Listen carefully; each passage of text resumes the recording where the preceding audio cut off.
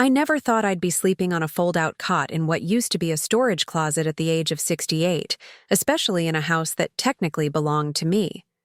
But when my daughter Rebecca said, "Mom, we need your bedroom for the baby's nursery," you understand, right? I smiled and nodded. What else could I do? The truth about ownership was buried in paperwork they'd never bothered to read, but that wouldn't remain hidden forever. Before we jump back in, tell us where you're tuning in from, and if this story touches you, make sure you're subscribed, because tomorrow, I've saved something extra special for you. It was my 68th birthday when everything changed. I remember standing in my small kitchen in the pale morning light, the scent of coffee filling the air as I looked out at my garden. The roses I'd planted 30 years ago with my late husband Thomas were in full bloom, their fragrance drifting through the open window. This modest two-bedroom house on Maple Street had been our sanctuary for 42 years. We'd raised our children here, Rebecca and Michael, and weathered life's storms within these walls. The phone rang, interrupting my reminiscing. It was Rebecca, her voice bright and breathless with excitement. "Mom, I have the most wonderful news. David got the promotion. We're moving to a bigger house in Oak Ridge Hills." I smiled, genuinely happy for my daughter and son-in-law. "That's wonderful, sweetheart. Congratulations to David."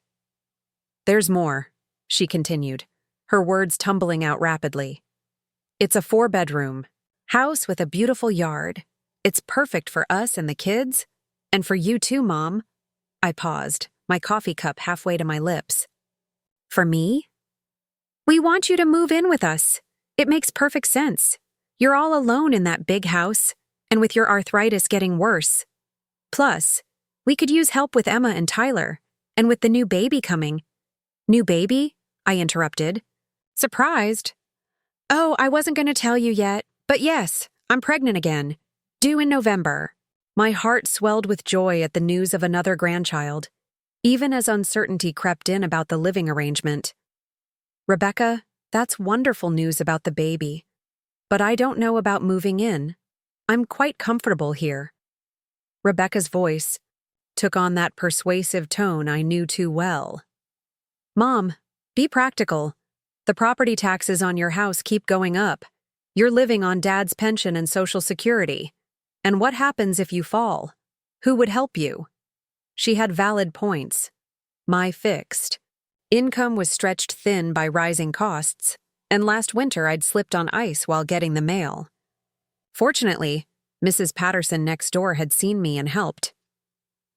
"Just think about it," Rebecca continued. "You could sell your house, help us with the down payment on the new place, and we'd all be together. One big happy family. The kids would love having Grandma around all the time." I looked around at the home Thomas and I had built together. The walls held our memories, the pencil marks on the door frame tracking our children's growth, the small dent in the hallway from Michael's first bicycle ride indoors, the wallpaper Thomas and I had hung together in our bedroom. But Rebecca's words about family tugged at my heart. Since Thomas died 5 years ago, the silence had grown heavier. I missed the chaos and noise of family life. "I'll think about it," I promised, not committing just yet. The next week, Michael called too. My son rarely phoned unless he needed something, so I was surprised. "Mom, Rebecca told me about her offer. I think you should take it," he said without preamble. "You do?" I asked, genuinely surprised. Michael and Rebecca had always been close, but they rarely agreed on anything. "Look, I worry about you in that house alone. And with my job taking me overseas so often, I can't check on you as much as I'd like." His voice softened. "Dad would want you to be safe and surrounded by family." That was unfair, using Thomas against me, but effective. My husband's last coherent words to me had been about family. "Promise me you'll stay close to the kids, Eleanor. Family is everything." Over the following weeks, Rebecca brought Emma and Tyler to visit more frequently. The house filled with laughter and energy that had been missing for too long. 7-year-old Emma would curl up beside me as I taught her to knit, while 5-year-old Tyler begged for stories about Grandpa and the big fish, Thomas's somewhat exaggerated tale of catching a record base. During these visits, Rebecca casually pointed out things that needed repair: the leaking bathroom faucet, the loose railing on the back steps, the outdated electrical outlets. "It's just not safe anymore, Mom," she'd say with concern in her eyes. One evening in late June, Rebecca and David invited me to dinner at their current home. The small 3-bedroom house was already bursting at the seams with 2 active children, and Rebecca's home office crammed into a corner of their bedroom. After a delicious meal of my favorite pot roast, Rebecca had always been a wonderful cook, learning at my elbow from the time she could stand on a chair. David cleared his throat and spread some papers on the dining table. "We've run the numbers, Eleanor," he said, adjusting his glasses. David was an accountant with a perpetual look of serious concentration. "If you sell your house in this market, you could clear about $320,000 after paying off what's left of your mortgage." I blinked, surprised. "That much?" Rebecca nodded eagerly. "The real estate market is booming right now. Your neighborhood has become very desirable," David continued, his finger tracing along columns of figures. "The new house is $480,000. With your contribution and our savings, we wouldn't even need a mortgage. We'd own it free and clear." "And you'd never have to worry about money again," Rebecca added, reaching across the table to squeeze my hand. "We'd take care of everything: utilities, groceries, property taxes. You'd just need your pension for personal expenses." The logical part of my brain noted that they would be getting a $480,000 house for their $160,000 investment, while the emotional part was touched by their concern and the promise of being surrounded by family again. "You'll have your own room, of course," Rebecca continued. "The smallest bedroom, but it's cozy. You don't need much space, right? And we can decorate it however you want."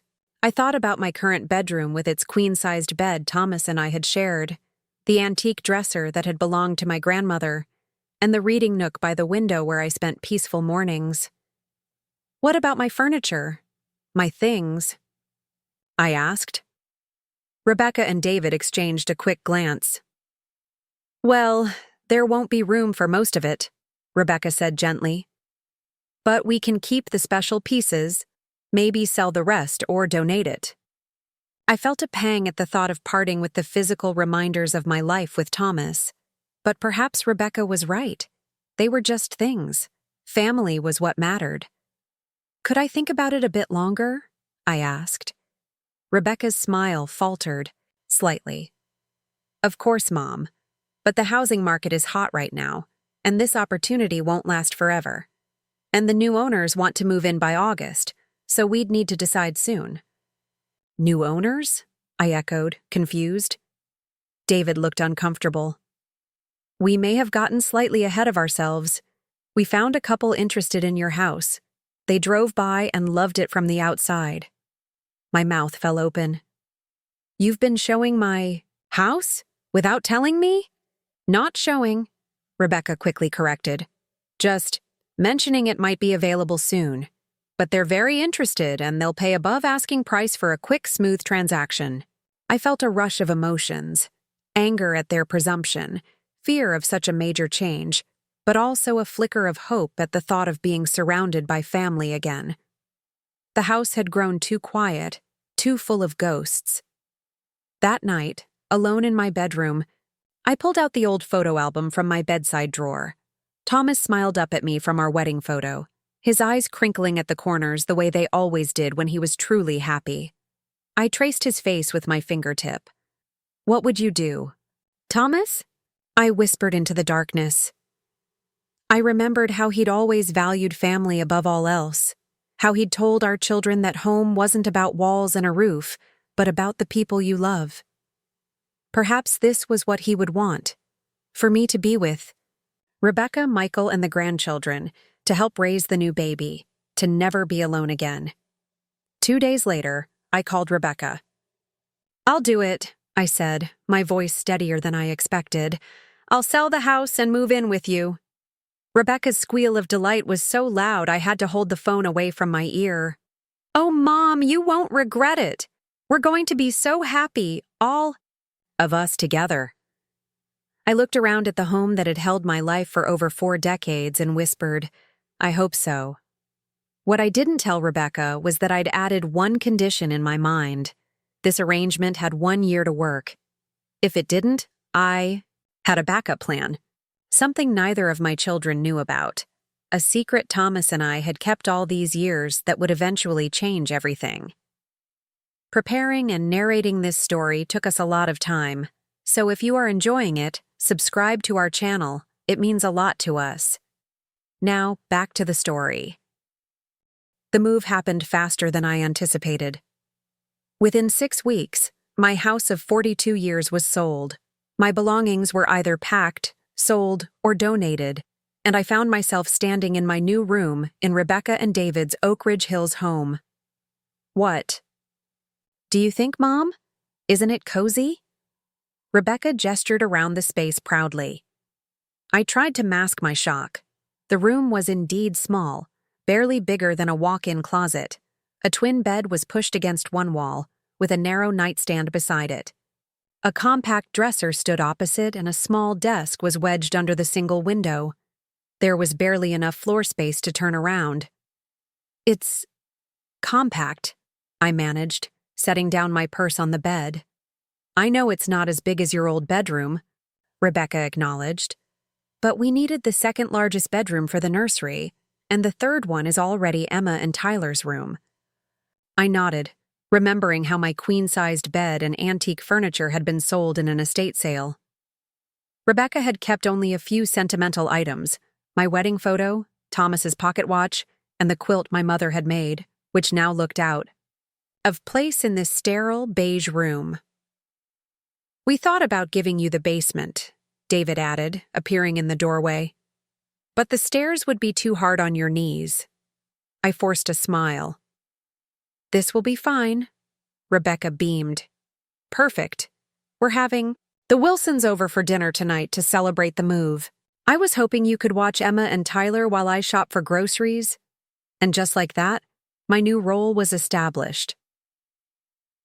The first few weeks were an adjustment. The house was beautiful, spacious with gleaming hardwood floors, granite countertops, and a lush backyard. But it quickly became clear that my cozy room was the only space that was truly mine. My morning routine was disrupted by the family's hectic schedule. The bathroom I shared with Emma and Tyler was chaotic during the morning. Rush. By the time I managed to shower and dress, Rebecca would be frazzled, trying to get the children ready for school and herself prepared for work. Mom, could you pack the kids' lunches? I'm running late for my doctor's appointment, she'd call, already halfway out the door. I didn't mind helping. I loved my grandchildren fiercely, but I began to notice a pattern. What had been presented as living together as family was rapidly becoming grandma as the live-in helper. The truth emerged fully one evening in late September. Rebecca and David were hosting his boss for dinner. I'd spent the day cleaning the house, preparing a roast with all the trimmings, and baking David's favorite apple pie.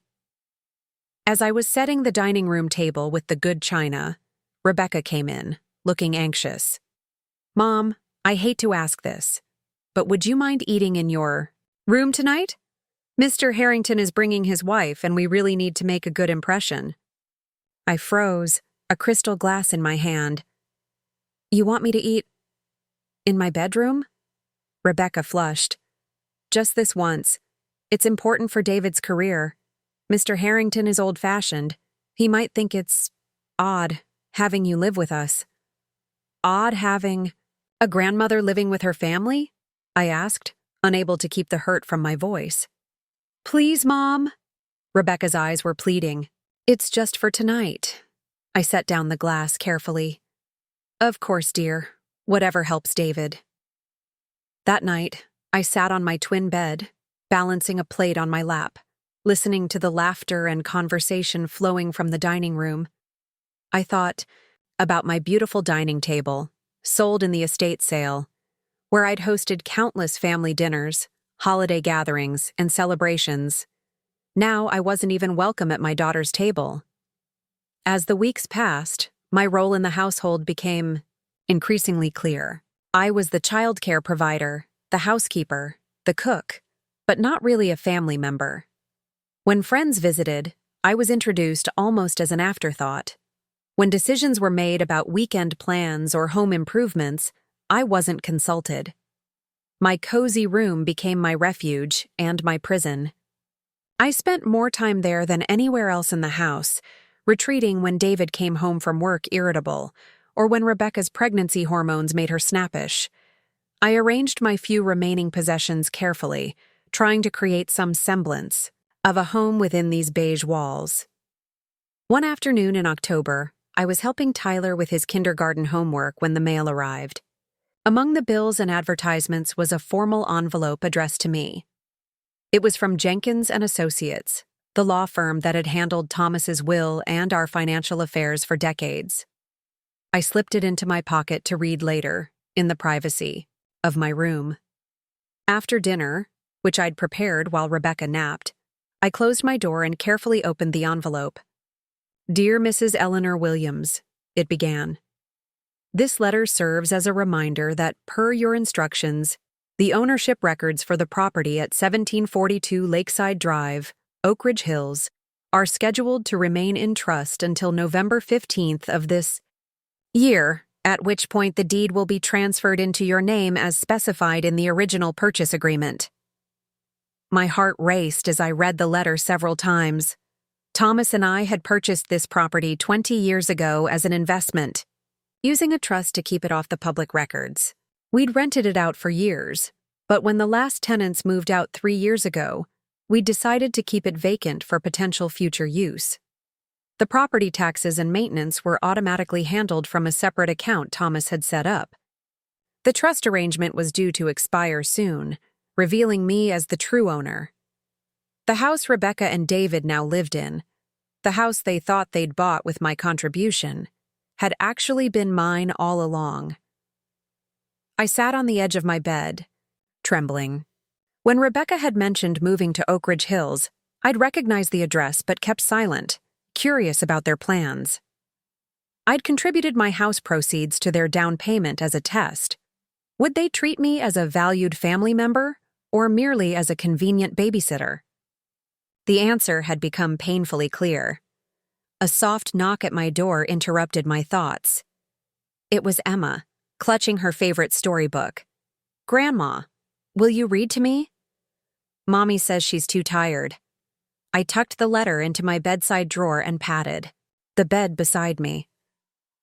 "Of course, sweetheart. Climb up."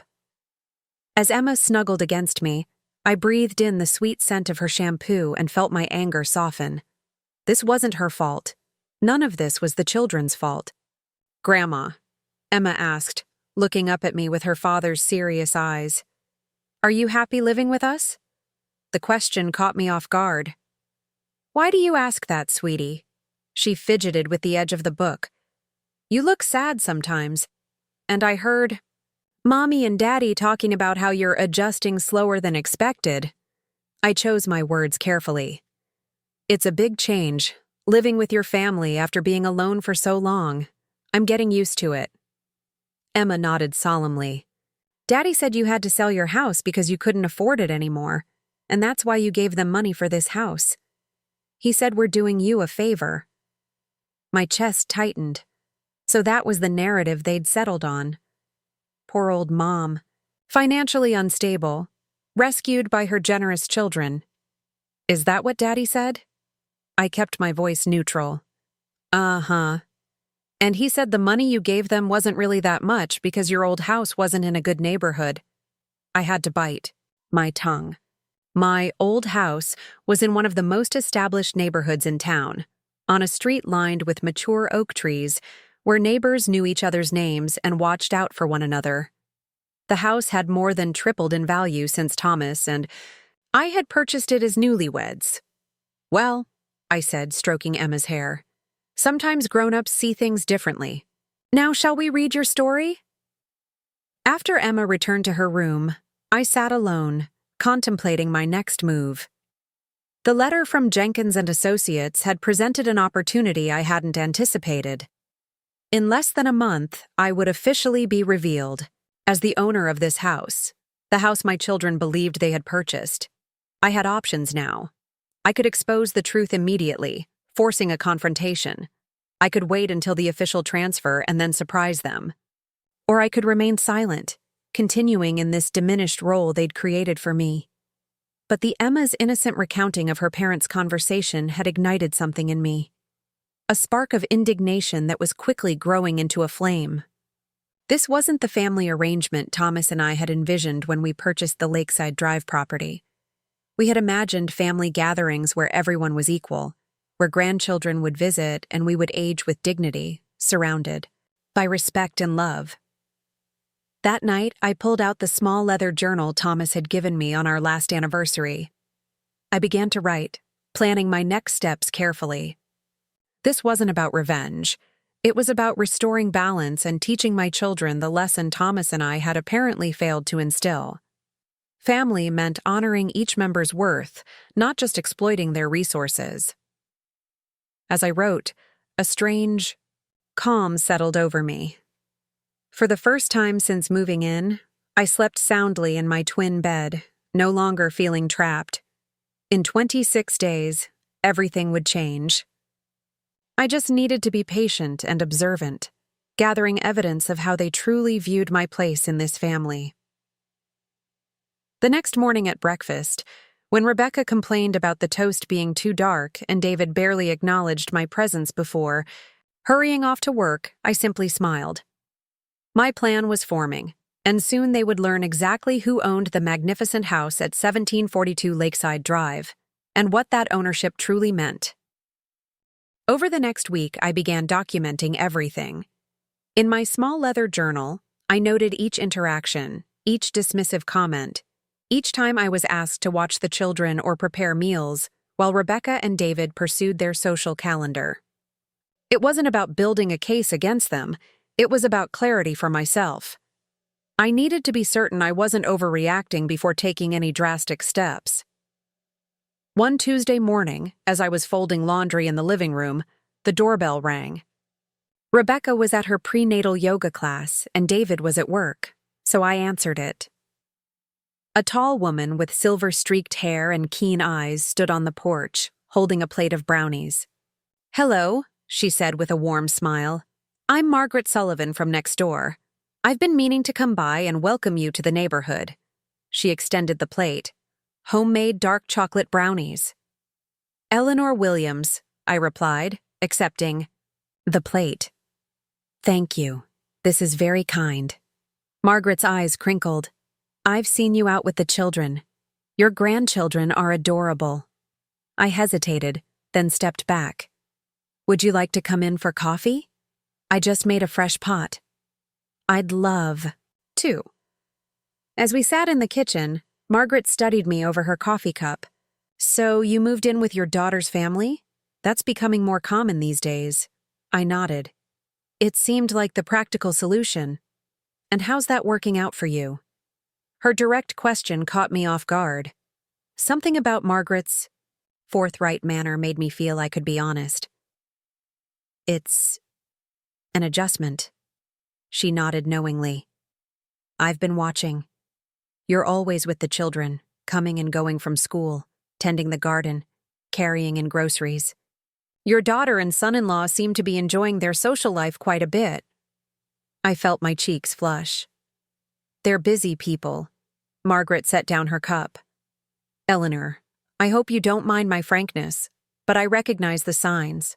My own mother went through something similar with my sister, sold her house, moved in to help with the grandchildren, and quickly became the unpaid housekeeper rather than a respected family elder." Tears pricked at my eyes. "They mean well," I said, though my voice lacked conviction. "Perhaps," Margaret conceded, "but intention doesn't always match impact. In my mother's case, we didn't intervene until it was too late. Her health declined from the stress and overwork, and she felt trapped because she'd given up her financial independence. I stared into my coffee cup, considering whether to confide in this perceptive stranger. Before I could decide, the kitchen door swung open, and Rebecca walked in, her yoga mat tucked under her arm. "Mom, whose car is—" She stopped when she saw Margaret. "Oh, hello," I made the introductions.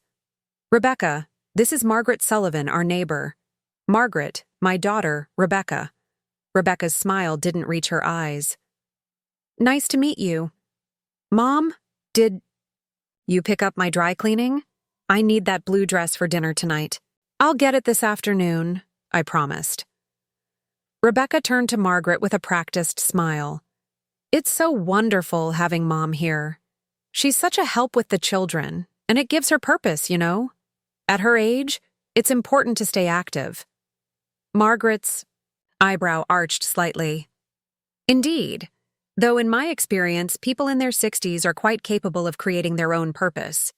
My mother started a successful garden design business at 72. Rebecca's smile tightened. "Well, Mom prefers being with family. Don't you, Mom?" I nodded, not trusting myself to speak.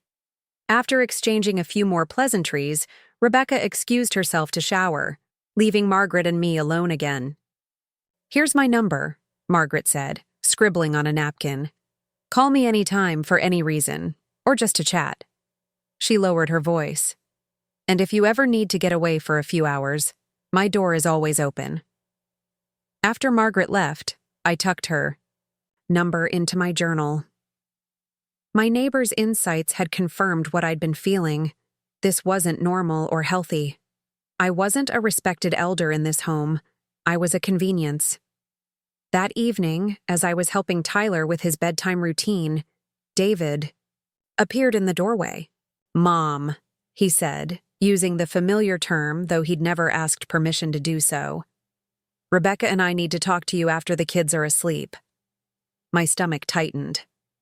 Of course. Once the children were tucked in, I found Rebecca and David waiting in the living room, their expressions serious. "Is everything all right?" I asked, taking a seat across from them. David cleared his throat. "We wanted to discuss household expenses. With the baby coming, we're trying to be more budget conscious." Rebecca nodded. "We've been going over the numbers, and we realize that having you here has actually increased our costs more than we anticipated." I stared at them. "Increased your costs?" "Well, yes," David continued, shuffling some papers on his lap. "There's the additional water and electricity usage, extra groceries, more frequent use of the heating system. Not to mention," Rebecca added, "we had to furnish your room and buy you that special orthopedic pillow for your neck."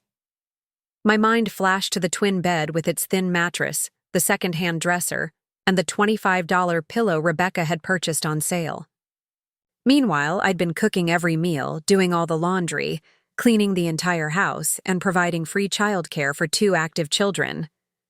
"I see," I said carefully. "What did you have in mind?" David looked relieved at my calm response. "We were thinking you could contribute $600 a month toward household expenses. That seems fair, considering everything." I did some quick mental calculations. My monthly pension and Social Security came to just under $2,000. After my personal expenses, and the $600 they were asking for, I'd have very little left, certainly not enough to save for any alternative living arrangement. "And," Rebecca added, "we thought you might want to contribute to a college fund for the children. Even $100 a month would add up over time." I took a deep breath. "Let me think about it." David's expression hardened slightly. "There's not really much to think about, Eleanor. This is a fair arrangement considering what we're providing." I looked around the spacious living room with its plush furniture and expensive art, all purchased with the money from my house sale, the house that was actually mine. "You're right," I said finally. "It is about fairness. I'll let you know my decision tomorrow." That night, I couldn't sleep. I paced in my small room, considering my options. According to the letter, the property transfer would happen in just over 2 weeks. I could wait, allowing them to continue believing they were doing me a favor. Or I could confront them now. The next morning, I called the number Margaret had given me. "I need some advice," I said when she answered, "and perhaps a favor." We met for coffee at a small cafe downtown, away from prying eyes and ears. I brought my journal and the letter from Jenkins and Associates. Margaret listened attentively as I explained my situation, including the bombshell about house ownership. "So they have no idea?" she asked, her eyes wide. I shook my head. "Thomas and I set up the trust for tax purposes years ago. The house was an investment property. When Rebecca mentioned the address, I recognized it immediately but kept quiet. I thought they'd treat me better than this." Margaret reached across the table and squeezed my hand. "What are you planning to do?" "That's what I'm not sure about," I admitted. "Part of me wants to wait until the official transfer and then show them the deed, but another part wonders if I should give them another chance. Tell them now and see if it changes anything." Margaret considered this. "People don't usually change unless they have to. And honestly, Eleanor, they don't deserve another chance. They've been treating you like a servant, not a mother." I sighed. "They're still my children." "Children who are exploiting you," Margaret pointed out. "But I understand your reluctance. What if we try something a bit more subtle first? Something that might make them appreciate what you contribute without revealing your trump card just yet." "What did you have in mind?" Margaret's plan was simple but brilliant. For the next week, I would stay with her while claiming to visit an old friend who needed help after surgery. During my absence, Rebecca and David would have to manage the household and children on their own. Meanwhile, I would use the time to rest, consult with the attorney about the property transfer, and consider my next steps. "They won't last 3 days without you," Margaret predicted. "And when you return, you can set new boundaries, or not return at all, depending on how they behave." That evening, I informed Rebecca and David of my plans. "But who will watch the kids while I'm at work?" Rebecca protested. "And help with dinner and laundry?" "I'm sure you'll manage," I said, surprised by the steadiness in my voice. "After all, you managed before I moved in." "That was different," Rebecca insisted. "We weren't expecting a baby then, and David's work wasn't as demanding." I stood firm. "My friend needs me. I'll only be gone a week." As I packed a small bag the next morning, Emma watched from the doorway, her expression worried. "Are you coming back, Grandma?" she asked in a small voice. I knelt to her level. "Of course I am, sweetheart. Grandma just needs to help her friend for a few days." Emma threw her arms around my neck. "Promise?" "I promise," I whispered, holding her tight. Grandma always keeps her promises. As Margaret drove me away from the house, I watched it recede in the side mirror. The manicured lawn, the elegant brick facade, the bay windows, all mine, technically. But ownership wasn't what mattered most. What mattered was whether this house could ever truly feel like home again. "Ready for Operation Appreciation?" Margaret asked with a mischievous smile. I nodded, feeling lighter than I had in months. "Ready?" Little did I know how quickly things would unravel in my absence, or how this small act of self-respect would set off a chain reaction that would change everything. Margaret's guest room was twice the size of my room at Rebecca's house. A queen-sized bed with a plush comforter, a writing desk by the window overlooking a garden, and bookshelves filled with mysteries and historical novels. It felt like a luxury resort compared to my cramped quarters. "Make yourself at home," Margaret said, setting my suitcase on a bench at the foot of the bed. "I'll give you space, but I'm here if you need to talk." For the first time in months, I felt myself truly relax. The constant tension of trying to please Rebecca and David, of walking on eggshells to avoid criticism, had become so normal I'd forgotten what peace felt like. That first afternoon, I slept for hours, a deep, dreamless sleep that I hadn't experienced since moving in with my daughter. When I woke, the sun was setting, casting long shadows across the unfamiliar room. For a moment, I panicked, thinking I'd overslept and forgotten to prepare dinner for the family. Then I remembered I was free, at least for a week. Margaret and I shared a simple dinner of soup and fresh bread. She didn't press me to talk, instead, telling me about her career as a literature professor and her late husband, a botanist who'd traveled the world studying rare plants. "Howard always said you're never too old to start a new chapter," she remarked, pouring me a glass of wine. "He took up painting at 65 and had his first gallery show at 70. I smiled, thinking of Thomas. My husband believed that too. He was always planning our next adventure, even when his health began to fail. "And what about your adventures, Eleanor? What did you want for yourself?" The question startled me. For decades, my focus had been on others, raising my children, supporting Thomas's career, caring for him during his illness. I'd rarely considered what I wanted. "I always loved gardening," I said slowly. "Thomas and I dreamed of visiting the great gardens of Europe, the Keukenhof in Holland, Giverny in France." Margaret nodded encouragingly. "It's not too late, you know." Before I could respond, my phone rang. It was Rebecca. "Mom, where did you put the children's winter clothes? I can't find Emma's heavy coat, and it's supposed to get cold tomorrow." "In the storage bins in the basement," I replied, labeled Winter 2024 in blue marker. "And what about dinner? Tyler won't eat the mac and cheese I made. He says you make it differently." I explained my secret ingredient, a dash of nutmeg, and promised to call in the morning to speak with the children. After hanging up, I sighed. "Day 1," Margaret commented with a knowing look. "They'll call at least 5 more times before bedtime." She was right. By 9 p.m., I'd fielded questions about the laundry schedule, Tyler's homework folder, and where to find extra paper towels. Each call reinforced what I already knew. I wasn't just a grandmother in that house. I was the essential infrastructure, holding everything together. The next morning, I had an appointment with Harold Jenkins, the attorney who had sent the letter about the property transfer. His office was in a converted Victorian house downtown, with creaky wooden floors and walls lined with law books. "Mrs. Williams," he greeted me warmly.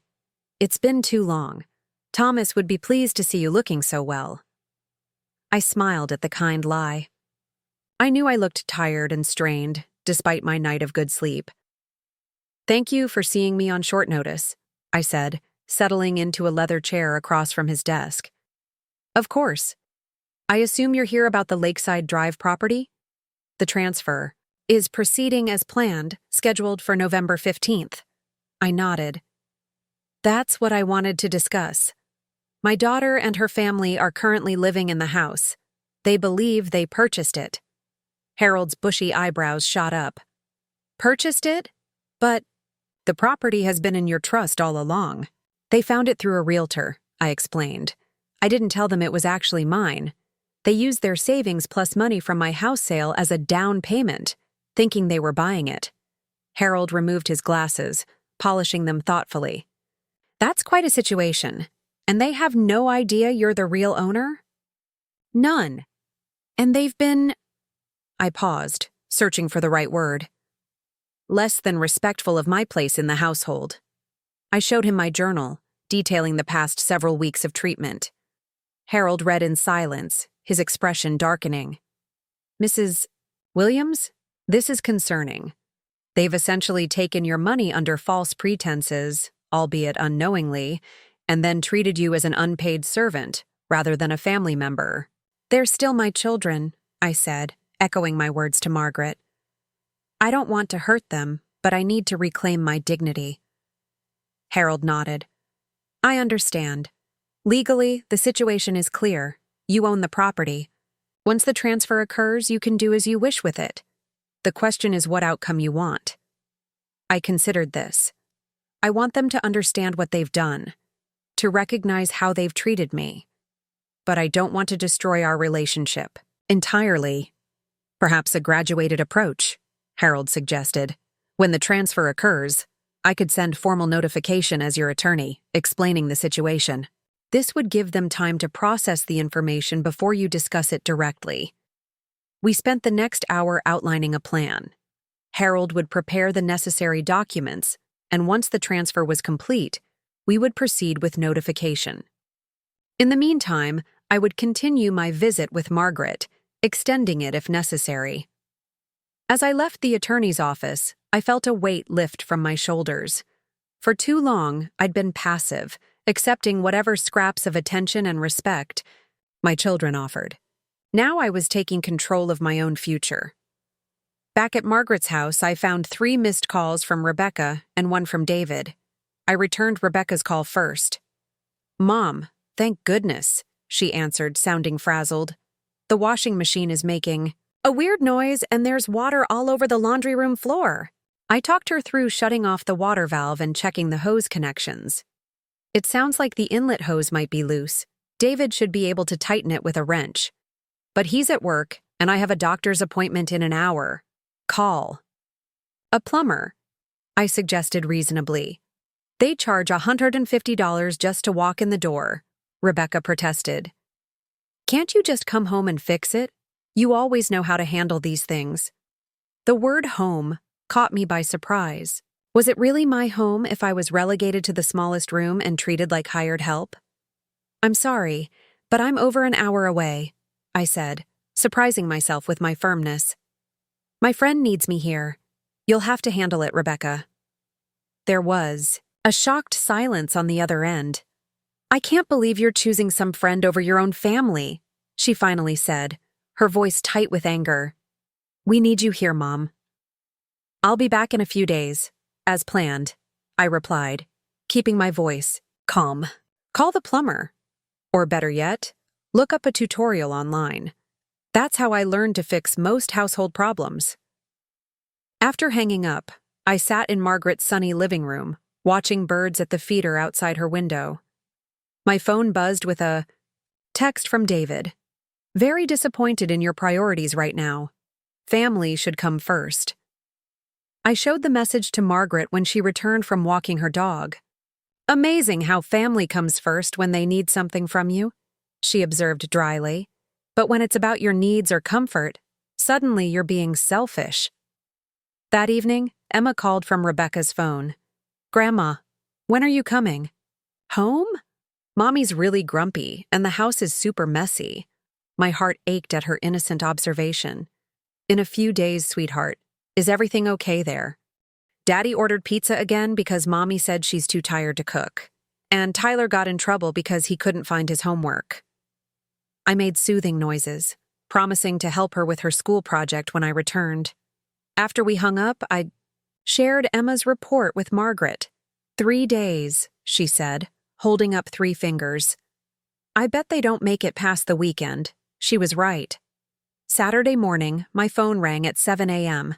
It was David, his voice unusually contrite. "Eleanor, we really need you to come home. Rebecca's not feeling well. Pregnancy stuff. And I have an important presentation to prepare for Monday. The kids are bouncing off the walls, and frankly, the house is a disaster." I held back a smile. "I'm sorry to hear Rebecca isn't feeling well, but I promised my friend I'd stay through Tuesday." "Can't your friend find someone else to help?" David pressed. "We're family. We should be your priority." I took a deep breath. "David, I've been cooking, cleaning, and caring for your children since I moved in. I've had exactly 2 days away in 3 months. I think I'm entitled to a short break." The silence on the other end was telling. Finally, David spoke, his voice stiff. "Fine. We'll manage until Tuesday." But they didn't have to. Sunday afternoon, as Margaret and I were enjoying tea in her garden, a car pulled into her driveway. Rebecca stepped out, looking harried. "Mom," she called, marching toward us. "I've been calling all day. Why haven't you answered?"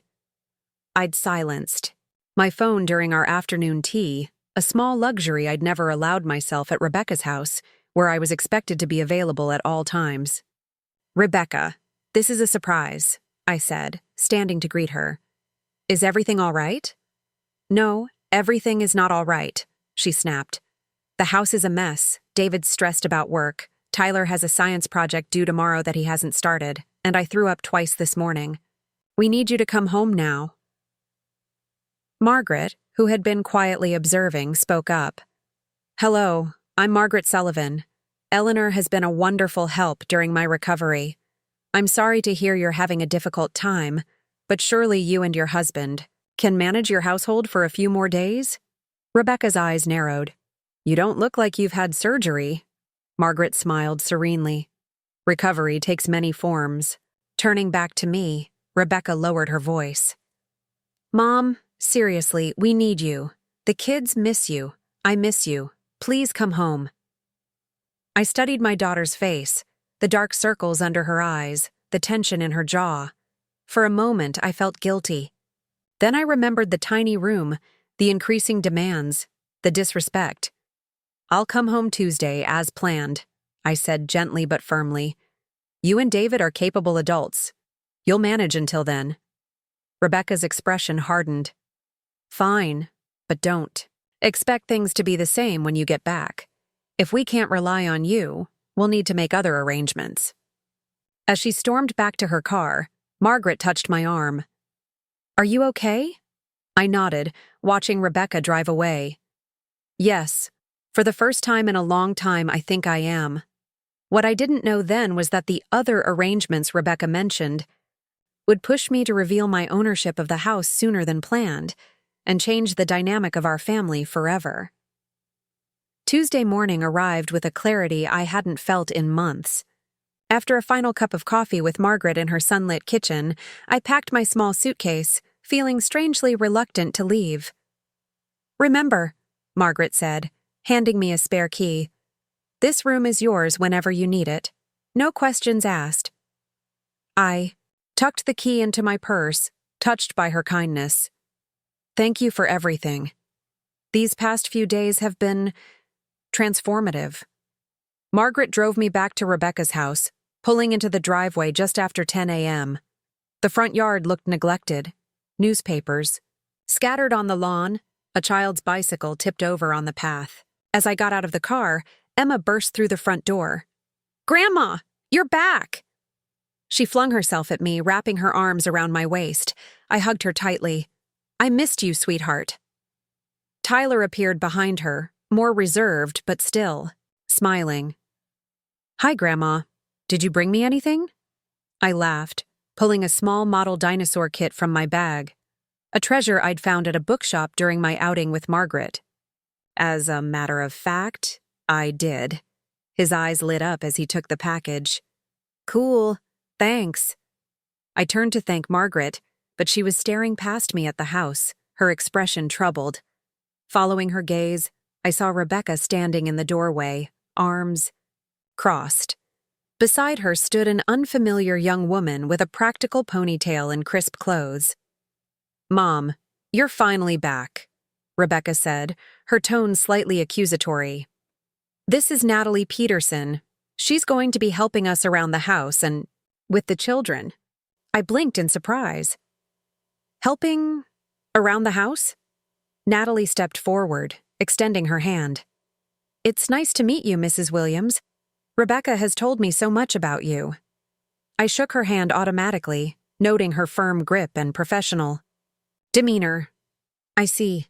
Margaret caught my eye, raising an eyebrow in silent question. I gave her a small nod to indicate I was okay. With a quick hug and a whispered, "Call me later," she departed, leaving me to face this unexpected development. Inside, the house showed signs of hasty cleaning. Surfaces wiped but clutter pushed. Aside, floors vacuumed in visible straight lines that missed the corners. The kitchen, usually my domain, had been rearranged, with appliances in different positions and my recipe box nowhere in sight. "Natalie's a professional household manager," Rebecca explained as we moved into the living room. "She'll be here weekdays, from 8 to 6, handling the cooking, cleaning and after-school care for the kids. I set my suitcase down, trying to process this information. I see. And what prompted this decision? Rebecca's expression hardened slightly. Last week made it clear we need more reliable help. With the baby coming and David's work getting more demanding, we can't afford to be left in the lurch. Left in the lurch, I repeated softly, thinking of the 3 months I'd spent catering to their every need without a single day off until this past week. No offense, Mom, Rebecca continued, oblivious to my feelings. But you're getting older. It's not fair to expect you to keep up with everything. Natalie, who had been quietly observing, spoke up. I've already started organizing some systems to make the household run more smoothly. I hope you'll be comfortable with the changes, Mrs. Williams. I looked around at the home I'd helped create, now being taken over by a stranger. And what exactly will be my role now? Rebecca waved her hand dismissively. You can relax, Mom. Isn't that what you've wanted? Time to read your books and do your puzzles or whatever. The condescension in her tone was unmistakable. In her eyes, I had been reduced from valuable contributor to elderly burden in the span of a few days. I see, I said again, because there seemed to be nothing else to say. Well, I'll just take my things to my room then. Oh, about that, Rebecca said, glancing at Natalie. We've had to make a small adjustment. Natalie will need to use your room as an office during the day, for scheduling, meal planning, that sort of thing. I stared at her, incredulous. You're giving my room to your household manager? Not giving, Rebecca corrected quickly. Sharing, just during working hours. You'll have it all to yourself evenings and weekends. And where am I supposed to go during the day? I asked, my voice dangerously calm. Rebecca gestured vaguely. The living room? The garden? You're free to use the common areas, of course. In that moment, something crystallized within me. This wasn't just about convenience or household management. This was about systematically diminishing my place in the family, reducing me to a guest in what was supposed to be my home, and soon, in just over a week, they would learn that it was, in fact, literally my home. I need some air, I said, turning toward the door. But you just got here, Rebecca protested. And it's almost lunchtime. Natalie made a quiche. I'm not hungry, I replied, stepping outside. I walked the neighborhood for over an hour, letting the cool autumn air clear my head. When I returned, the house was quiet. A note on the kitchen counter informed me that Rebecca had taken the children to the park with Natalie to get acquainted. David was still at work. Alone in the house, I went to my room, now Natalie's, office during the day. A sleek laptop occupied the small desk, and a filing system had been set up on the dresser. My personal items had been consolidated to one corner, my books stacked haphazardly instead of arranged on the shelf as I'd left them. I sat on the edge of the bed, pulling out my phone. I called Harold Jenkins. Mrs. Williams. He answered warmly. How are you? Not well, I admitted, explaining the situation with Natalie. I think we need to accelerate our timeline. Harold was silent for a moment. The trust transfer is set for next week. We could potentially move faster, but it would require some legal maneuvering. What if I simply told them the truth now? I suggested. Before the official transfer? You could, he acknowledged. But without the deed in hand, they might not believe you. Or worse, they might try to contest the transfer somehow. I considered this. What would you advise? Patience, if you can manage it, Harold said. Just a few more days. In the meantime, document everything. How they're treating you, this new arrangement with the household manager, anything relevant to your position in the home. It will strengthen our position if things become contentious. After hanging up, I noticed a printed schedule on the desk. Family Organization System, the header read. Under Eleanor Responsibilities, there was a short list. Self-care, light gardening, as desired, reading to children, bedtime only. I had been officially relieved of all meaningful contributions to the household. Dinner that evening was awkward. Natalie had prepared a meal before leaving, a chicken casserole, with a typed note about reheating instructions. Rebecca praised it effusively, while David commented on how professional everything seemed now. "It's like having a real household staff," he said, visibly pleased. "Worth every penny." "And how many pennies is that?" I asked innocently. David shifted uncomfortably. "Well, Natalie's not inexpensive, but we've worked it into the budget." "By cutting corners elsewhere?" I pressed. Rebecca shot me a warning look. "We've made some adjustments, nothing drastic." Later, as I was helping Emma prepare for bed, apparently the one task still deemed appropriate for me, she confided, "I don't like Miss Natalie. She won't let us have snacks after school, and she made Tyler put away all his Lego sets." "I'm sure she's just trying to keep things organized," I said diplomatically, though I silently agreed with my granddaughter's assessment. "Are you going to leave again?" Emma asked suddenly, her small hand clutching mine. "Daddy said you might go live somewhere else because you're getting too old to help." The casual cruelty of this statement, and the fact that they'd discussed it in front of the children, stole my breath for a moment. "Emma, look at me," I said gently. "Grandma is not too old to help or do anything else. And whatever happens, I will always be in your life. That's a promise." She seemed reassured, snuggling down into her covers as I read her favorite story. Tyler joined us, perching on the edge of the bed to listen, and for a brief time, everything felt normal again. The next few days established a new pattern. Natalie arrived promptly at 8 a.m., commandeering my room and the kitchen. I found myself increasingly marginalized, reduced to offering occasional help that was politely but firmly declined. "I have a system, Mrs. Williams," Natalie would say, "but thank you for offering." By Friday, I felt like a ghost in the house, present but unseen, except by the children who still sought me out whenever they could evade Natalie's scheduled activities. That evening, Rebecca and David announced they were going out to dinner. A well-deserved break, David called it, as if they'd been working tirelessly rather than delegating everything to Natalie and, previously, to me. "You don't mind watching the kids, do you, Mom?" Rebecca asked, already knowing the answer. This, apparently, was still within my limited purview of responsibilities. "Not at all," I replied. "We'll have fun." Once they were gone, I ordered pizza, a forbidden treat under Natalie's nutrition plan, and set up a blanket fort in the living room. The children were delighted with this rebellion against the new order. As we sat in our cozy fortress, eating pizza and playing board games, Tyler looked up at me with serious eyes. "Grandma, are you mad at Mom and Dad?" I considered my answer carefully. Not mad exactly, just disappointed in some of their choices. "Like hiring Miss Natalie?" Emma asked perceptively. "That's part of it," I acknowledged. "But it's more about how they're treating Grandma. Remember how we talked about respect?" Both children nodded. We'd had many conversations about respecting others, sharing, and kindness, values I'd tried to instill in them as I had in their mother.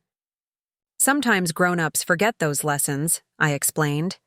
"They get busy and focused on what they want, and they forget to think about other people's feelings." "That's not fair," Tyler declared with the simple clarity of a child. "No, it's not," I agreed. "But next week something important is going to happen that might change things." "What?" Emma asked eagerly. I tapped her nose gently. "It's a surprise, but I think it will help your Mom and Dad remember some important lessons." Later, after tucking the children into bed, I sat in the quiet house contemplating my next steps. The official transfer was scheduled for Wednesday, just 5 days away. Could I endure this diminished existence that long? Or should I force the issue now? As if in answer to my unspoken question, I heard Rebecca and David return, their voices carrying from the entryway. "I'm telling you, it's the perfect solution," David was saying. "Mom will be comfortable, and we'll have more space for the nursery and Natalie's office. I don't know, Rebecca replied, sounding uncertain. It seems so final. It's for her own good, David insisted. At her age, she needs proper care. And frankly, having her here isn't working anymore. Not with Natalie's system. I stepped into the hallway, making my presence known. What isn't working anymore? I asked calmly. They froze, exchanging guilty glances. Finally, David cleared his throat. Mom, we were going to discuss this with you tomorrow, but since you've overheard, we've found a nice retirement community just outside town. Sunny Pines. They have an opening for next month. The world seemed to tilt beneath my feet. You're sending me to a retirement home? It's not like that, Rebecca hurried to explain. It's independent living. You'd have your own apartment, activities, people your own age to socialize with. And what about my contribution to this house? I asked, struggling to keep my voice steady. The money from selling my home? David shrugged uncomfortably. Well, that was a gift, wasn't it? To help us buy this place? A gift, I repeated, the word bitter on my tongue. And now you're discarding me because I'm inconvenient. Mom, that's not fair, Rebecca protested. We're thinking of what's best for everyone, including you. I looked at my daughter, this woman I'd raised who now could not wait to be rid of me, and made my decision. I think it's time we had a serious talk, I said quietly, about who really owns this house. Rebecca and David exchanged confused glances. What are you talking about, Mom? Rebecca asked, her brow furrowed. I took a deep breath, steadying myself against the wall. This wasn't how I'd planned to reveal the truth, but they'd forced my hand with their talk of Sunny Pines retirement community. Let's sit down, I suggested, gesturing toward the living room. They followed reluctantly, David checking his watch, as if this conversation was an inconvenience in his busy schedule. I perched on the edge of the armchair while they took the sofa, their postures defensive. Do you remember when you first mentioned moving to Oak Ridge Hills? I began. To this specific house on Lakeside Drive? Rebecca nodded warily. It was on the market for a great price. We got lucky. It wasn't luck, I said quietly. And it wasn't on the market, at least not officially. David leaned forward, his expression darkening. What are you getting at, Eleanor? I met his gaze directly. This house has been owned by a trust that your father and I established 20 years ago. As an investment property. Their faces went blank with incomprehension. That's impossible, Rebecca finally said. We bought this house from the Hendersons. We have paperwork. The Hendersons were tenants, I explained. They never owned this property. They moved out 3 years ago and we decided to keep it vacant while deciding what to do with it. David's face flushed red. This is ridiculous. We went through a realtor. We got a mortgage. Did you? I asked. Or did you actually make a direct payment to a corporate entity called Williams Family Holdings? The blood drained from David's face. He was an accountant. He would have seen the payment details even if he hadn't questioned them at the time. Next Wednesday, I continued, the trust dissolves, and the property transfers into my name. I have documentation from the attorney if you'd like to see it. Rebecca's eyes filled with tears. You've been lying to us all this time? Pretending we were helping you when you were… What? Testing us? Her attempt to claim victimhood was so typical that I almost laughed. Instead, I kept my voice level. I wasn't planning to say anything right away.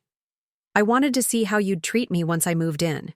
Would I be a respected member of this family, or a convenient source of childcare and housekeeping? That's not fair, Rebecca protested. Isn't it? I countered. You gave me the smallest bedroom in the house. You expected me to cook, clean, and watch your children without acknowledgement or thanks. You treated me like an employee, and not even a valued one at that. And now you want to ship me off to a retirement home because I'm inconvenient. David, recovering from his shock, switched to negotiation mode. Eleanor, let's be reasonable. If there's been a misunderstanding about the property, this isn't a misunderstanding. I cut him off. The house is mine. It always has been. What's at issue is how you've treated me since I sold my home and moved in with you. Rebecca was openly crying now. We took you in when you had nowhere else to go. I had somewhere to go, I corrected. Her. I had my own home, which I sold at your urging to help you buy a house that I already owned. And in return, you relegated me to a closet-sized room and treated me like a servant. A heavy silence fell over the room. Outside, a car drove past, its headlights briefly illuminating the space, highlighting the shock and confusion on my children's faces. "What are you going to do?" David finally asked, his voice unnaturally calm. It was the question I'd been wrestling with for weeks. What did I want now? Revenge seemed petty, but there needed to be consequences, and more importantly, change. I haven't decided yet, I answered honestly. But starting tomorrow, things will be different around here. Different how? Rebecca asked, sniffling. For one thing, I'll be moving into the master bedroom. David's jaw dropped. You can't be serious.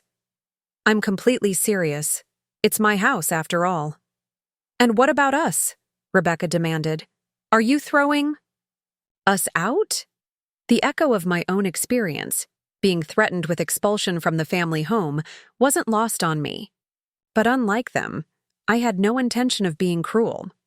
No, I'm not throwing you out, but we will be renegotiating the terms of your living here. Rebecca and David exchanged alarmed glances. What does that mean? David asked suspiciously.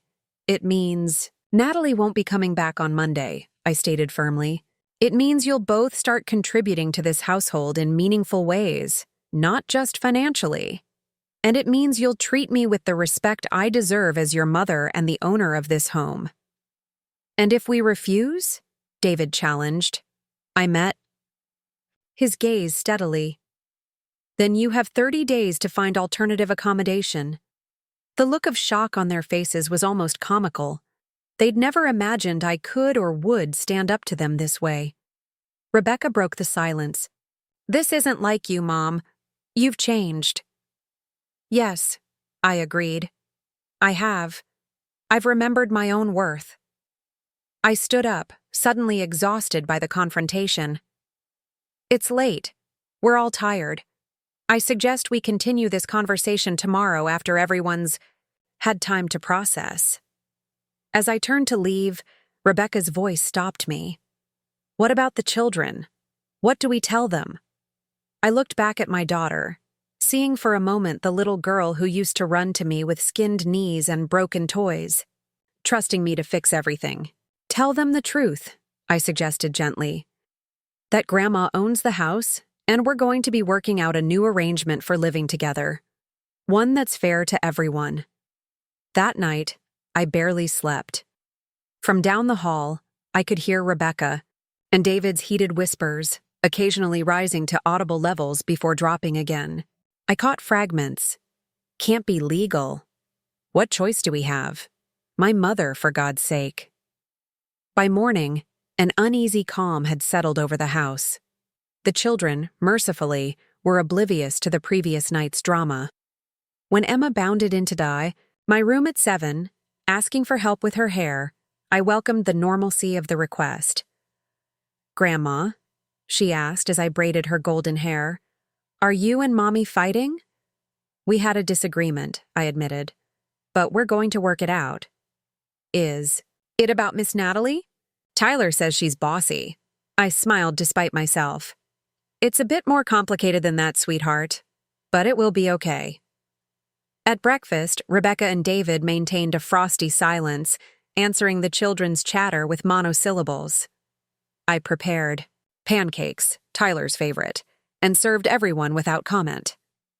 As the children finished eating and ran off to get their backpacks for school, Rebecca finally spoke.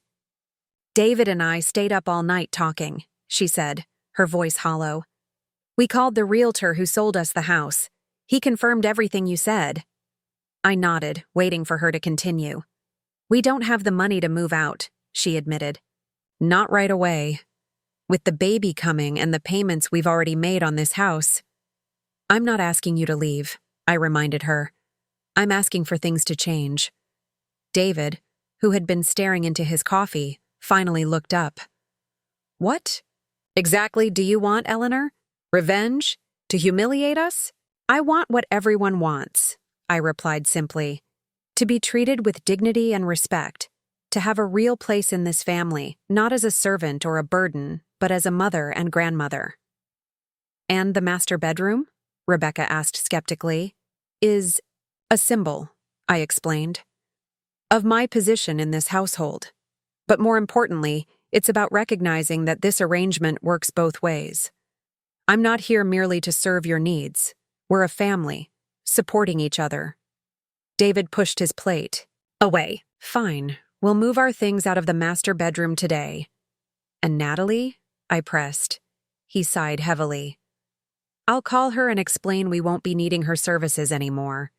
It was a start, but I could see from their expressions that they were merely capitulating to my demands, not truly understanding the deeper issue. They saw this as a power play, Mom asserting dominance because she unexpectedly held the financial upper hand, rather than a desperate attempt to reclaim my dignity and place in the family. After they left with the children, I called Margaret. You did it? She asked when I explained what had happened. Earlier than planned? They forced my hand, I said. They were planning to send me to a retirement community. Margaret's outraged gasp was validating. The nerve! After everything you've done for them! The question is what happens now, I sighed. They're shocked and angry, but they haven't really learned anything yet. Give it time, Margaret advised. This is just the first step. Real change takes longer. Later that morning, I received a call from Harold Jenkins. Mrs. Williams, I've been informed there was some premature disclosure about the property situation. I had to tell them, I explained, recounting the previous night's events. Harold hummed thoughtfully. Well, it's not ideal from a legal standpoint, but what's done is done. The formal transfer is still proceeding as scheduled for Wednesday. I'll have the paperwork delivered to you once it's complete. Thank you, Harold. And I may need your help drafting a more formal living arrangement. A lease, perhaps. Of course, we can discuss that after the transfer is finalized. That afternoon, I did something I'd been wanting to do since moving in. I drove to a garden center and purchased herb seedlings, basil, rosemary, thyme, lavender, and materials for raised beds. The yard at Lakeside Drive was expansive but underutilized, with only a small play area for the children and the rest maintained by a lawn service.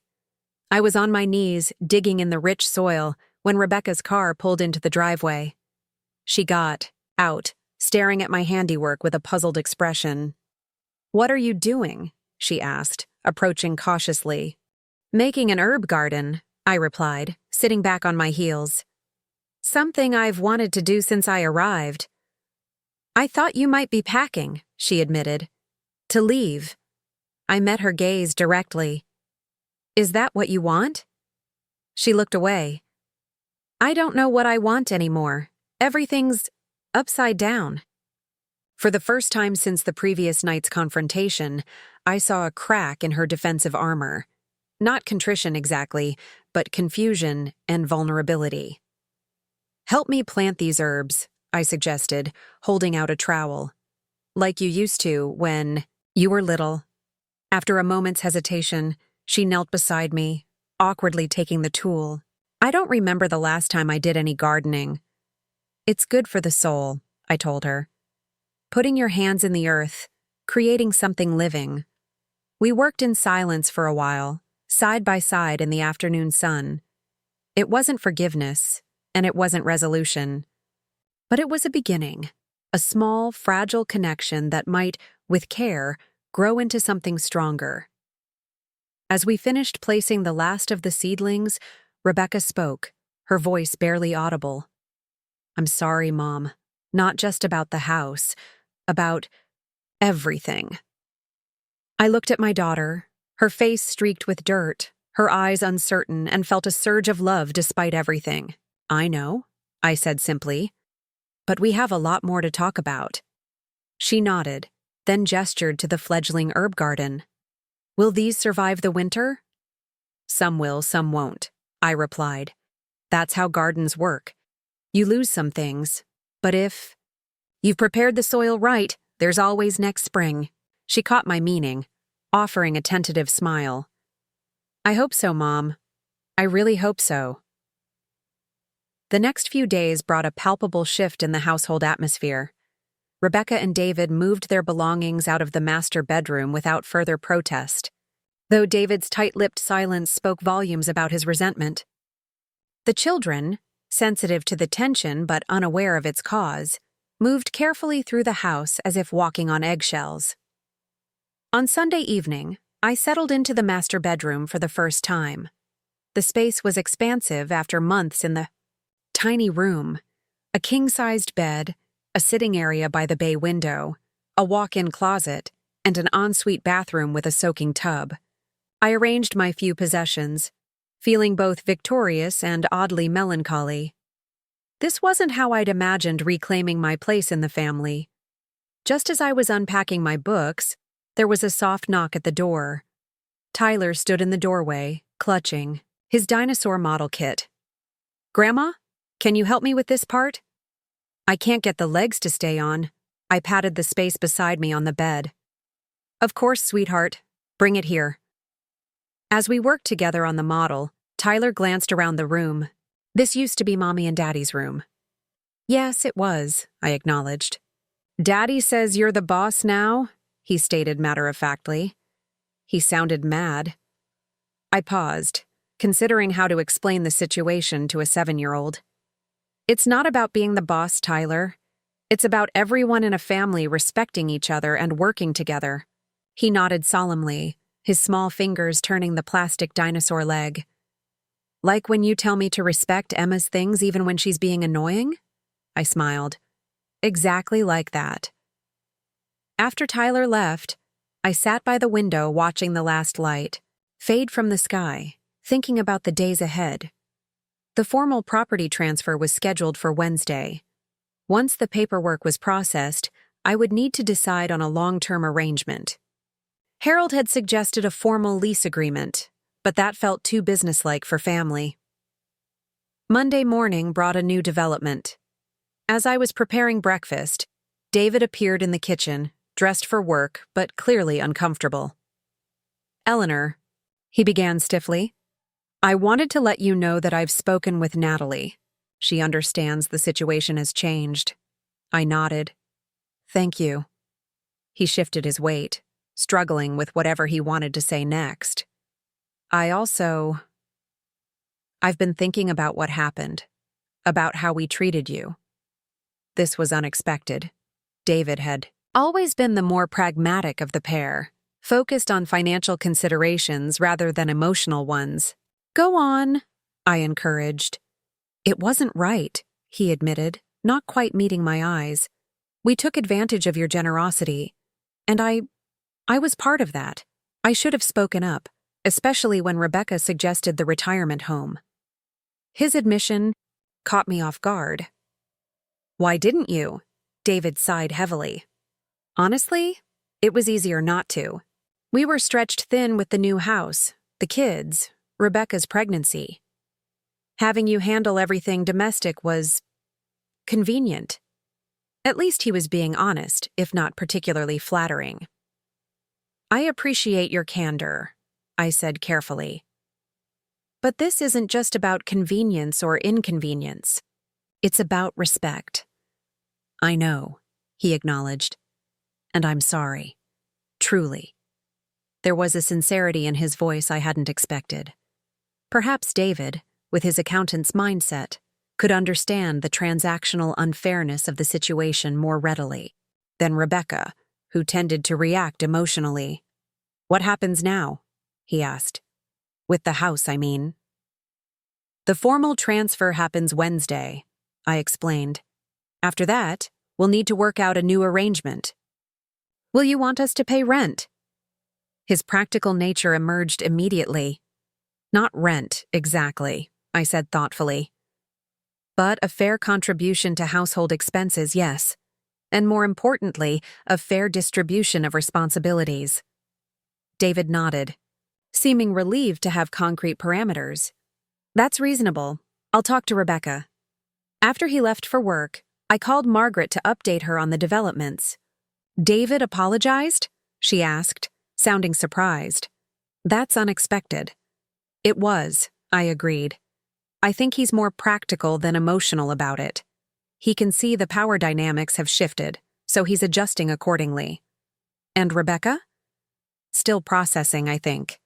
She helped me plant herbs yesterday, which felt like a peace offering, but we haven't really talked. Margaret made a thoughtful noise. What about your son? Michael, right? Has he weighed in on all this? I realized with a start that I hadn't spoken to Michael since before the confrontation. In the emotional turmoil, I'd forgotten to call him. I should reach out to him, I acknowledged. Though I'm not sure whose side he'll take. This isn't about sides, Margaret reminded me gently. It's about establishing a healthy family dynamic where everyone is respected. After our call, I dialed Michael's number. He answered on the third ring, sounding distracted. Mom? Everything okay? Not exactly, I admitted. There have been some developments here that you should know about. I explained the situation, my ownership of the house, the confrontation with Rebecca and David, the current uneasy truce. As I spoke, Michael's silence grew more pronounced. Finally, he let out a low whistle. Holy shit, Mom! Wow! I know it's a lot to take in, I said. It's not that, he clarified. I'm just amazed you pulled this off. I mean, they've been treating you like a maid since you moved in. It's about time they got a reality check. His immediate support took me by surprise.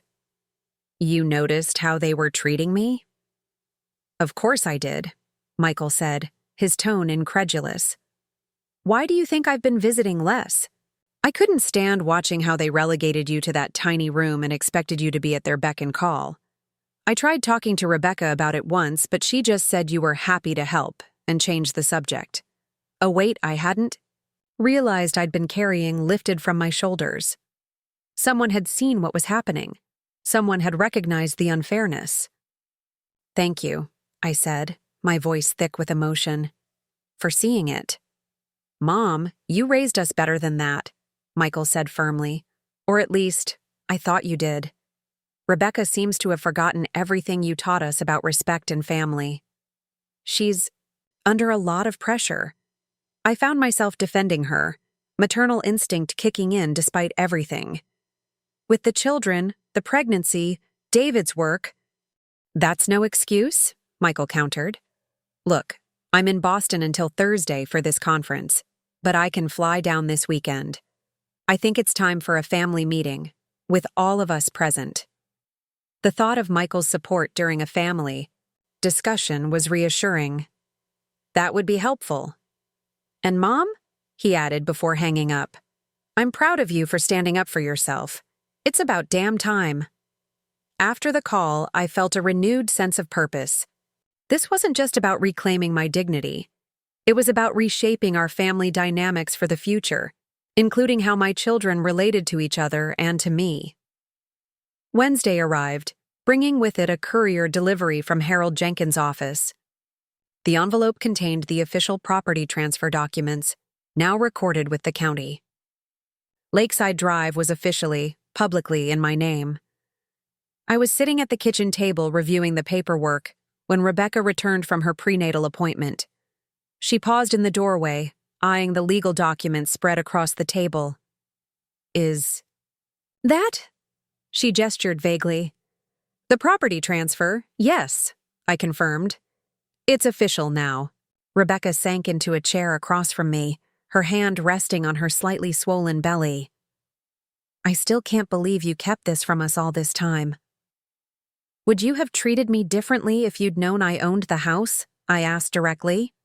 Her immediate instinct was to protest, but after a moment, she sighed. Probably, and that's not good, is it? No, I agreed quietly. It's not. We sat in silence for a moment, the weight of this acknowledgement hanging between us. Michael's coming this weekend, I finally said.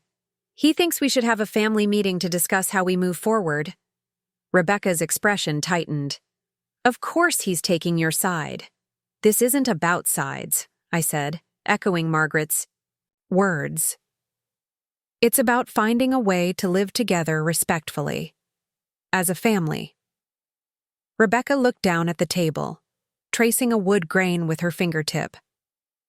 I don't know if we can go back to how things were. I don't want to go back, I told her. Honestly, how things were wasn't working, at least not for me.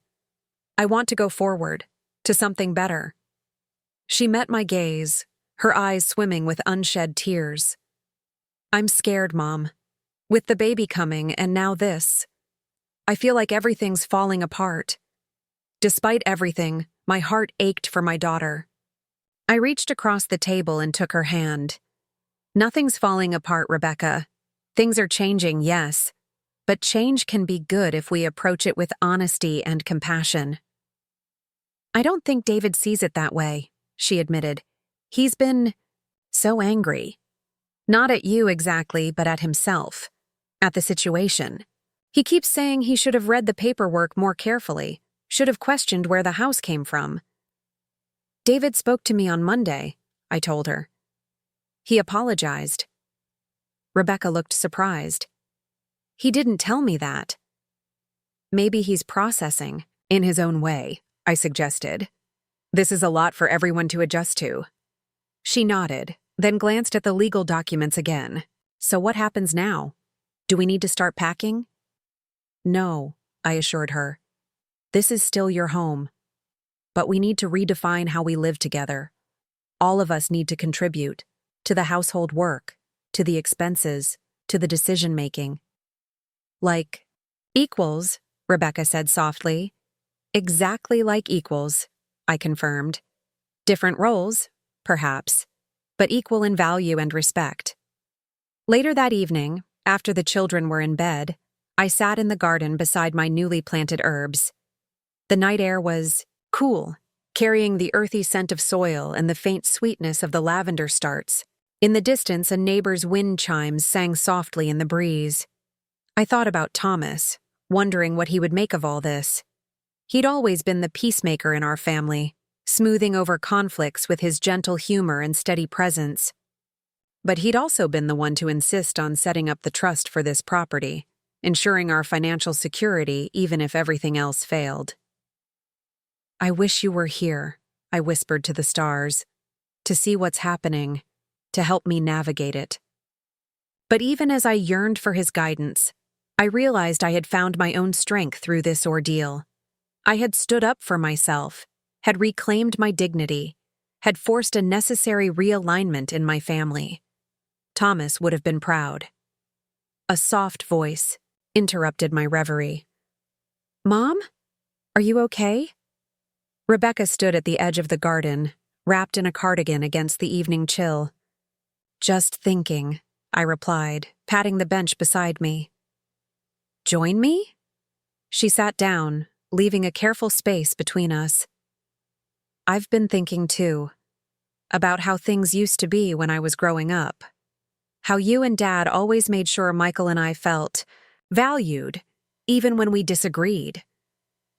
That was important to us, I acknowledged.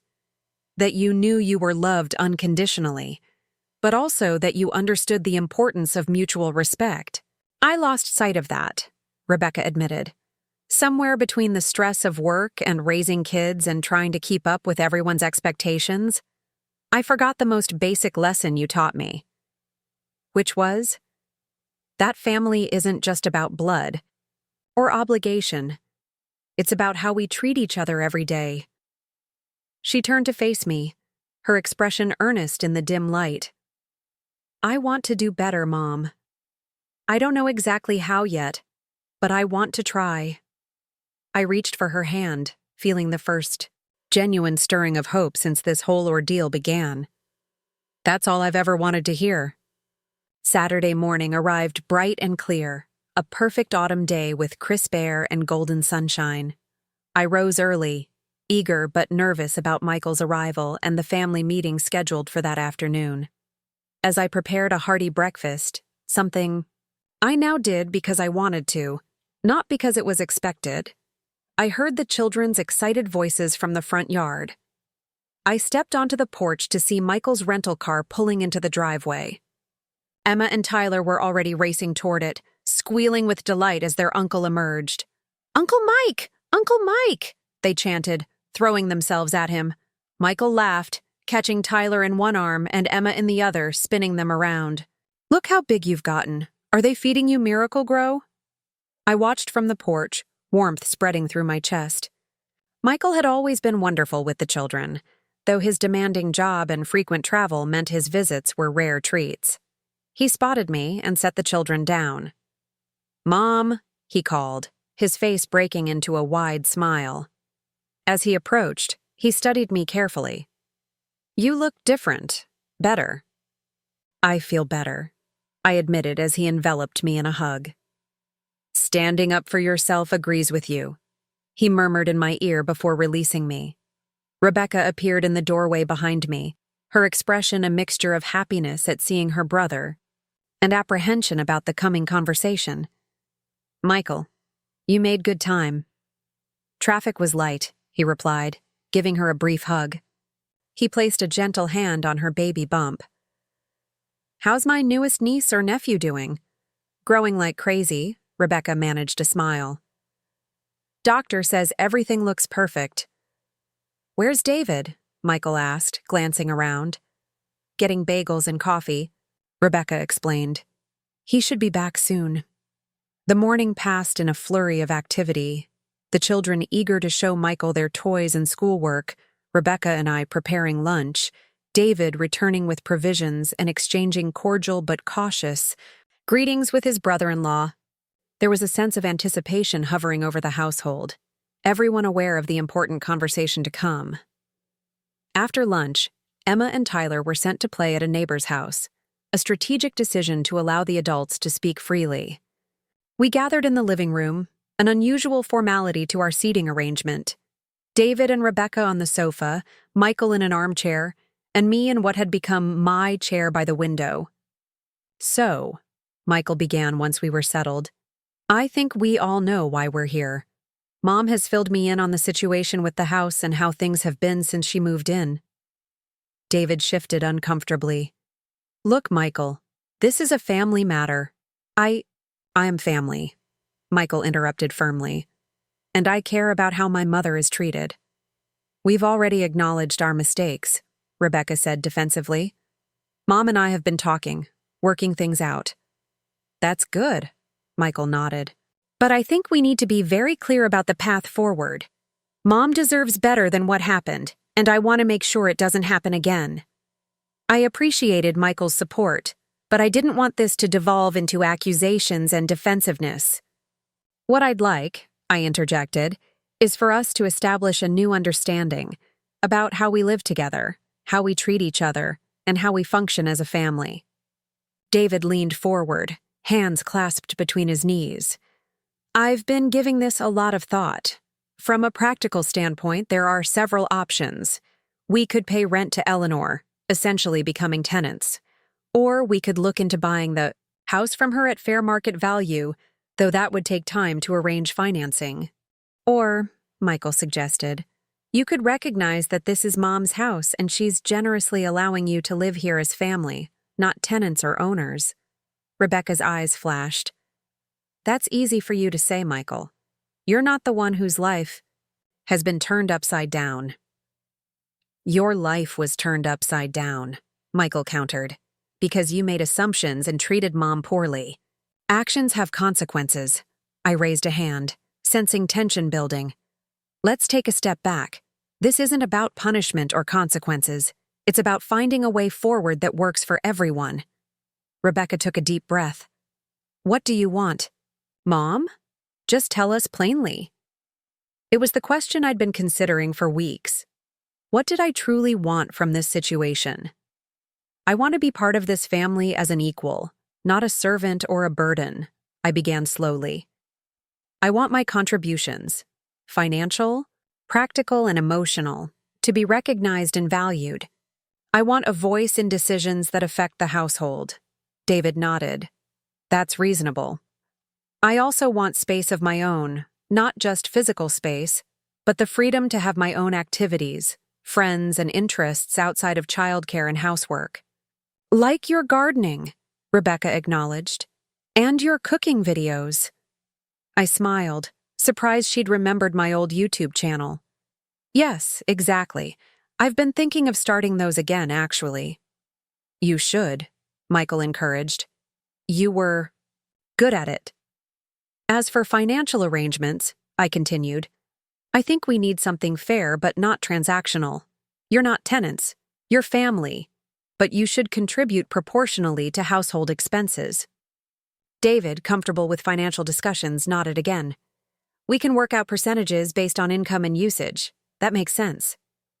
And household responsibilities? Rebecca asked quietly. Shared, I said firmly.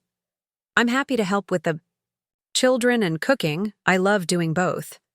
But cleaning, laundry, yard work, maintenance, those should be divided fairly among all the adults in the home. David and Rebecca exchanged glances. We can create a schedule, David suggested. Like we used to have for the kids' chores, but for all of us. And what about the baby? Rebecca placed a protective hand on her stomach. Once they arrive, things will get chaotic again. That's what family is for, I reminded her gently. To support each other through the chaos. I want to help with the new baby, Rebecca. But as a grandmother, not as an unpaid nanny. She nodded, tears shimmering in her eyes. I understand. Michael, who had been listening intently, spoke up. There's one other thing to consider. Mom's long-term security. What do you mean? I asked, turning to him. The house is yours, he explained, but you should have legal protections in place.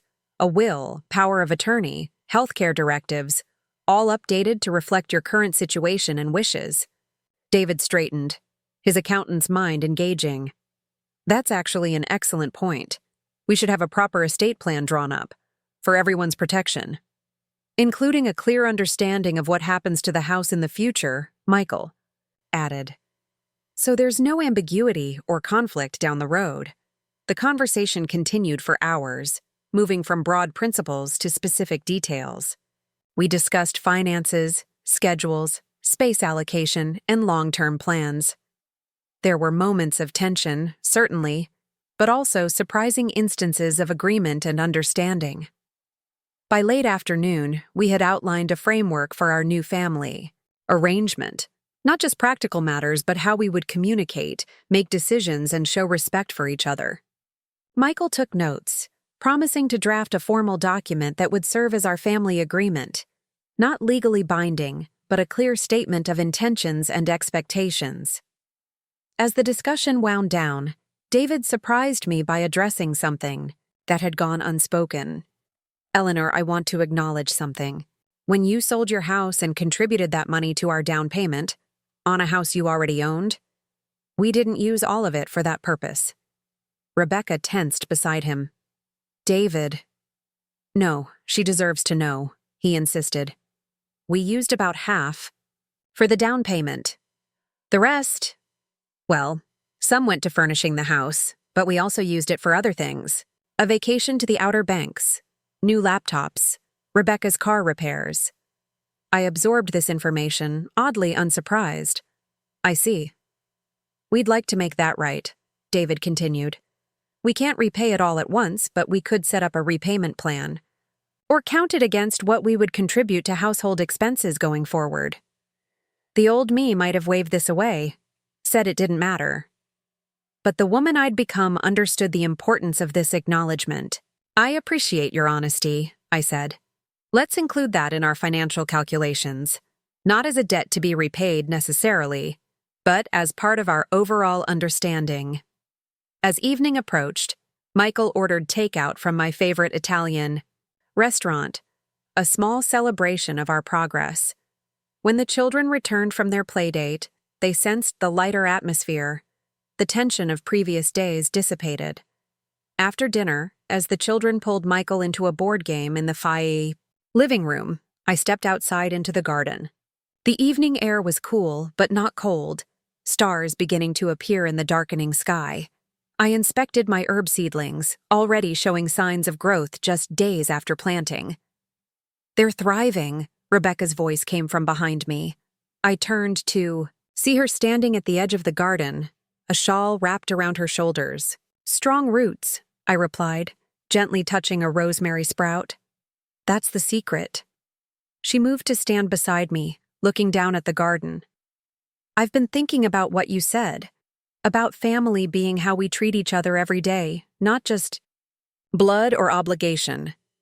It's something my mother taught me," I told her, "and I tried to teach you and Michael." "I forgot," Rebecca admitted. "Or maybe I never really understood until now, until I saw what happened when I failed to live by that principle." I straightened, brushing soil from my hands. "It's never too late to remember, to do better." She met my gaze, her expression earnest. "I want to do better, Mom. For you, for my children, for all of us." "I know," I said, and meant it. Despite everything that had happened, I believed in my daughter's capacity for growth and change. "We'll figure it out together." Inside, Emma's delighted laughter rang out as Michael apparently did something amusing during their game. Rebecca and I shared a smile at the sound.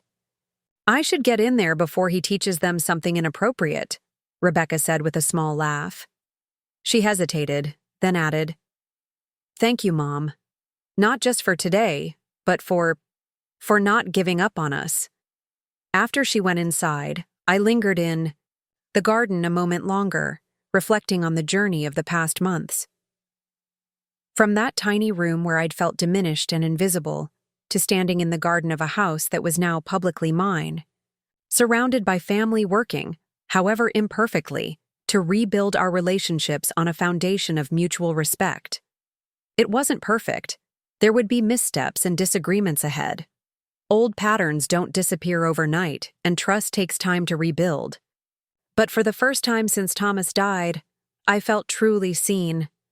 Not as an aging widow to be managed, or a convenient source of childcare and housework, but as Eleanor Williams, mother, grandmother, gardener, cook, homeowner, and a woman of worth and dignity. 6 months later, on a warm spring day, I sat on the garden bench beside Margaret, watching the children play on the newly installed swing set. The herb garden had flourished, expanding to include vegetables and flowers, becoming a collaborative project for the whole family. "You've created something beautiful here," Margaret observed, gesturing not just to the garden but to the scene before us. Rebecca and David cooking together on the patio grill, Michael playing with the children, the new baby asleep in a bassinet, in the shade of an oak tree. "We created it together," I corrected her. "It wouldn't have happened without your friendship and support." Margaret smiled. "I just gave you a place to stay and a nudge in the right direction. The courage to stand up for yourself was all yours." I thought about the journey of the past year, from invisible to essential, from servant to matriarch, from silent acceptance to confident self-advocacy. "You know what Thomas used to say?" I recalled, watching a butterfly land on the lavender. "The best time to plant a tree was 20 years ago. The second best time is now." Margaret nodded approvingly. "Wise man." "He was," I agreed. "And I think he'd be proud of what we've built here. Not just the garden, but the family. Replanted with stronger roots, growing in a healthier way." As if hearing his name, the baby stirred and began to fuss. I rose automatically, but Rebecca was already moving to attend to her youngest child. "I've got him, Mom," she called. "Finish your visit with Margaret." I settled back on the bench, a sense of contentment washing over me. This was what I had wanted all along. Not power or control, but respect. A place in the family that honored my worth while acknowledging everyone else's as well. "You know," Margaret said thoughtfully, "most people never get the chance to redefine their place in the family the way you have. They just go on accepting whatever role they're assigned, however unhappy it makes them." I almost did the same, I admitted, if not for that letter from the attorney arriving when it did. Margaret shook her head. "Don't sell yourself short, Eleanor. The letter was just a tool. The strength to use it was all yours." As the evening light turned golden across the yard, David approached with plates of grilled vegetables and chicken, Michael following with a pitcher of lemonade. Rebecca joined us with the baby on her hip, Emma and Tyler racing ahead to claim their places at the outdoor table. "Family dinner is served," David announced, his tone warm and inviting. "Eleanor, would you like to sit at the head of the table?" I smiled, rising to join them. "No need for that. We're all equal here." And as we gathered around the table, passing dishes and sharing stories under the open sky, I knew with absolute certainty that I was exactly where I belonged, not relegated to the smallest room or the sidelines of family life, but at the very heart of it, valued and seen and, at last, truly home.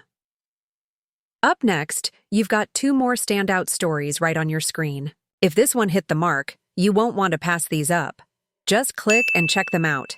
And don't forget to like, subscribe, and turn on the notification bell so you don't miss any upload from us.